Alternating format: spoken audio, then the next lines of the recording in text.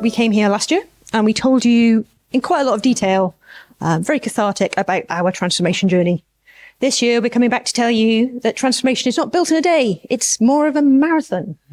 And this is the theme. So, she said, my name is Sarah. I've got over 20 years experience in the civil service, delivering digital transformation. Wore many hats in that time, developed a mild addiction to stickers. And with me is Kate. Hi, I'm Caitlin. I'm a principal delivery lead at Equal Experts. I've got over 20 years experience in digital delivery. And I've had the pleasure of working with HMPO for the last 3 years, helping them complete their MVP project. So part of the transformation program, which we'll talk to you about. So we said we were going to keep you awake. It's after lunch. We've got a bit of a Mentimeter here, and we're going to ask a couple questions. For those of you who don't know Mentimeter, it's the QR. There's a QR code. We'll get that up, and then we're going to ask a couple questions. Please take out your phones.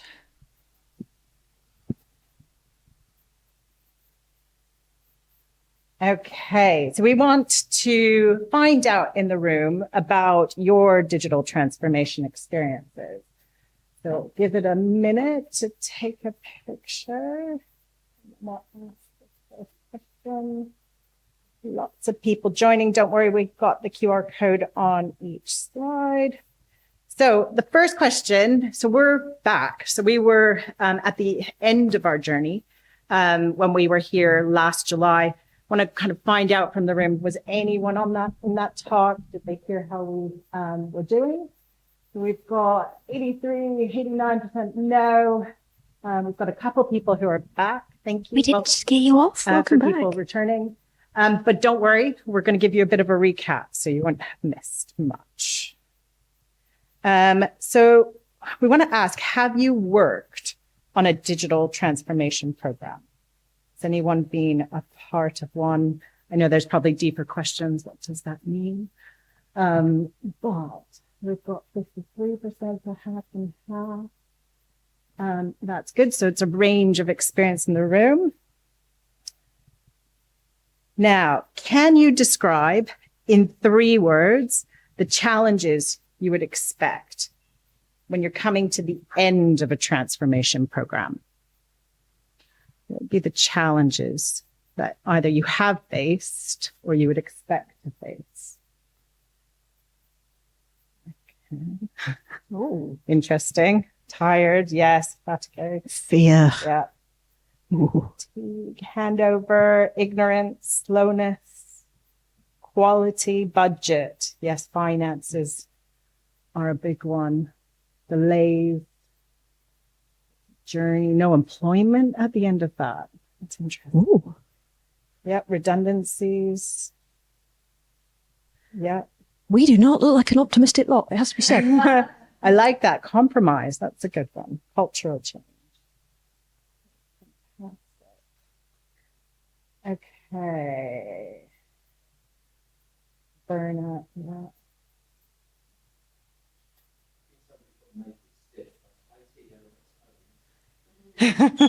Yeah, you'd expect some at the end of a transformation. It's quite true. Okay, I'm going to, the last bit is to ask, what percentage of government digital transformation programs succeed? Give us your best guess. Have a go. Percentage. Yeah, we're still pessimistic in this room. Good. Okay. Okay, getting a little bit higher. Yeah, we've got a couple of optimists. It's not bad. Well, you guys have obviously done your research. So the answer is between 9 and 35%, depending on the source. So today, we're hoping the aim of our talk is to shift that range just a little bit higher. So to share some of our learnings at the end of our transformation journey and what that actually means to HMPO. Switch back over. Perfect. Okay. So Agile on the Beach is an international conference. So we want to just give you a little bit of background about who we are. We're the passport office, so HMPO in the UK. We help British citizens connect with the rest of the world. We're also a source of identity, identification, and we're really about really connecting people. So we have over 50 million valid British passports around the world. And we process 7 million a year. This is to show the complexity and the scale of both the organization and the challenge that they have to face. Underpinning that, we have over 3,000 operational staff. Our tools specifically, the products and services that we provide, help support the caseworkers. So those are the people who have that task to actually look at the application, process them, and make decisions. We have a digital team of over 100 people, and it's a mix of product, engineers, quality assurance, and business change. So it's a really diverse group of people and a lot of subject matter experts as well. So where we left you last year. So our marathon, we were midway through. We've had a big journey. We want to tell you about the start of our marathon and the journey that we got to. So what triggered us to run a marathon? In 2014, there was a huge incident which caused the passport office to be completely backlogged. Over 500,000 applications were backlogged. People were wanting to go on holidays. It was hitting the press. And the government needed to take a step back and think about the problem differently. So they set out with an intentful goal to transform the passport office. And by transform, we looked at moving away from paper. So we looked at the customer experience, completely look at the problem differently. So their workforce were based in individual offices. They wanted a system which would allow them to mobilize their workforce, be able to work anywhere in the UK. So they set out with some really optimistic goals. So in 2016 to 2018, this was about building out the foundations. This was about the steel thread, building the CI/CD pipeline, making sure all the basics were there. At the end of this journey, there was only one passport printed, and they smudged it. So it was a lot about building trust and starting to build the foundations and teaching people about agile delivery. The next bit was the foundation. This was where the users started to come on board. They picked one journey. So it was the adult renewal of an application, and they built that out. They built out the users coming on. It was starting to get trust. They were starting to work through it. They were starting to get, people submitting new requests for new features. They were starting to get some momentum, as you would in a marathon. And then had a bit of a shift, 2020 to 2022. So this is where it became quite rapid. So COVID hit, and as we said before, they were located at physical buildings. That's in the old system. To process an application, you had to be in a building. When COVID hit, this was their chance to have a mobile, remote working workforce. So they were able to continue to work, but it meant they had to shift quickly. So imagine suddenly having to onboard all those users, teach them how to use the system, and to make sure that people could get their application. It also gave them new challenges. So now that they suddenly had all these users on, there was lots of requests, lots of ideas, and they needed to control the amount of changes that were happening so that they could stay on track for their marathon. So we brought in business change leads. They really fundamentally helped get the changes out, because this was also a different way of working for the organization. They were used to heavyweight waterfall projects. Change was slow. Back when they started the transformation, there was one contract, one supplier who built all the systems, managed the actual locations. So they were now moving to multiple suppliers. And that meant part of this change was agile delivery. So we had to help them on being in a system that was going to change rapidly. And they The business change people help that by bringing in training, really, really assisting, working with them, making sure they were heard, but helped them through those changes. And at the end of this journey, they had 23 million passports printed. They were set for, almost half of the applications were now going through the new system. But what next? So at this point, we had 90% of all applications coming through the new system. So I am giving you a whistle-stop tour. In each of these phases, there's lots of learning. We're trying to bring you back up to speed. So 90% of the applications coming through the system, 10% left. So this is the long tail. We had to think about it differently. We had to just completely take a step back and think what we were going to do. So that takes us to that last mile. How were we going to tackle this differently? So for us, it's not about running harder. It's about being smarter and having really kind of agreed scope ambition. We all took a step back and we said, the only way to make this date is to look at this in a different way. So we brought in, for HMP, I was actually bringing back this concept of a model office. It was this team that would come together, specialists across HMPO, and would look at these exceptions, this 10%. And they would say, is this going to be a policy change? Is this going to be a business process? Should this be a technical change? So it was managed really carefully in terms of scope. Also, when our product team were talking with the business, they were able to stress the importance of the end goal. And the business had the same end goal. They know they needed that transformation. They know they needed to be off the old system because by now things were not supported, contracts could not be renewed. So the whole organization had the same goal, which meant that we could really control the scope. But what did that bring? That kind of brought fear of what's going to happen. I'm not going to get my features. So it was a push and pull, and it was a big, long journey because there was a lot of negotiation there. The other thing is about preventing and nursing burnout. In the kind of word Mentimeter, you could see people talking about being tired and burnout. This was definitely something we were really aware of and keeping an eye on. We did have, we had to take care of people. The organization didn't ask the team to do heavyweight overtime. I think it was at one point they asked the team to do overtime, and it was just a couple people that decided, and it was optional. So they made a good decision there to help to try to prevent burnout.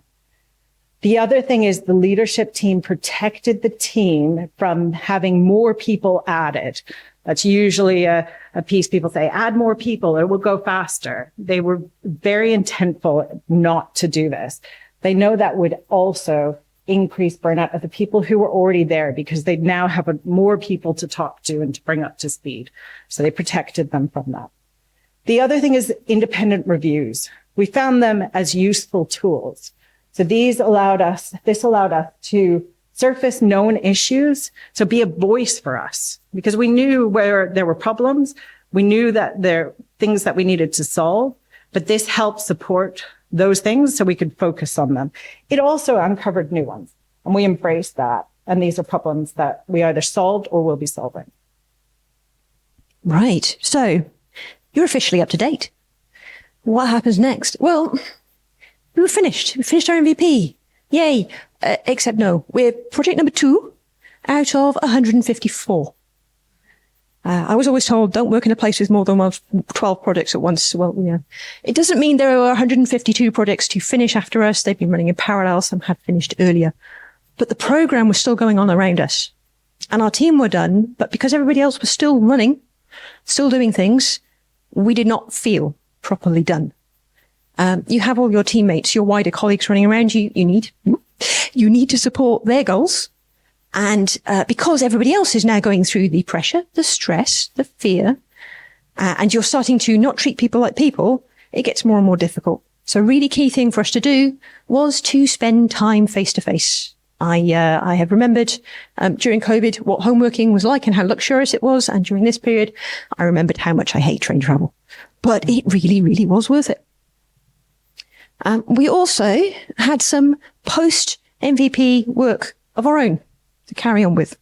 So you think, great, I got all my new applications into my new service. You've still got a legacy service hanging around, and we had invested in dual running. So this means plugging the two things together so we could safely iterate. You don't have to do a big bang, which is great. Long investment, big investment, but worth it. At this point, we have a couple of thousand applications, really long-running ones. In some countries, it can take you 6 months to get your birth certificate from that country's administration. So you have these things hanging around for months.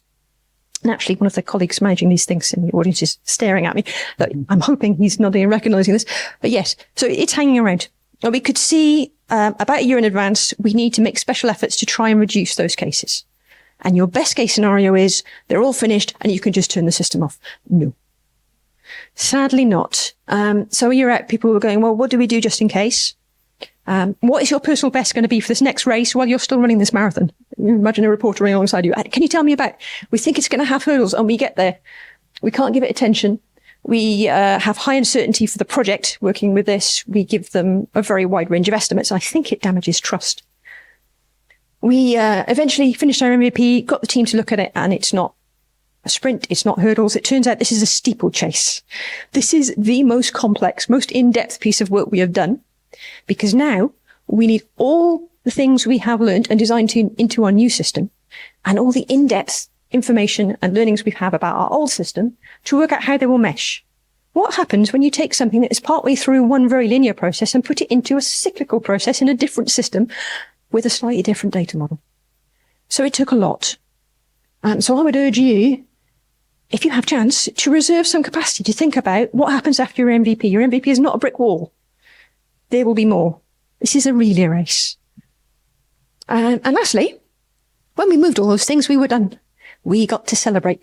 We're not very good at celebrating. We have a, yep, okay, great, next thing, culture.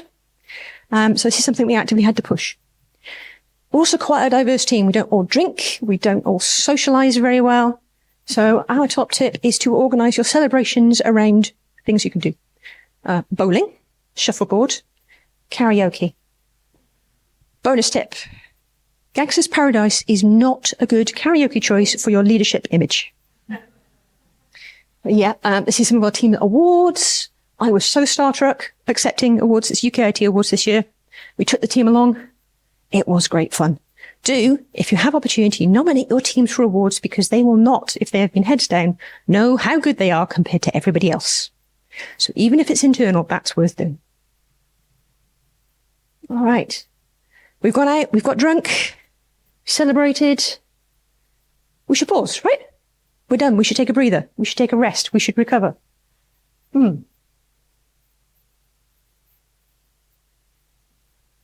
Your team, if they have a great, okay, next mentality, will not want to stop. We've been, we know nothing but running. We know nothing but the next delivery. We've been doing CI/CD for 8 years. Lots and lots of output, multiple releases into live a day. Your business has been doing this with you. They've probably got a bit of change fatigue. But lots of your team do not want to slow down. You also have a bit of fresh legs coming in. You have some turnover. During the course of 8 years, you're bound to change staff.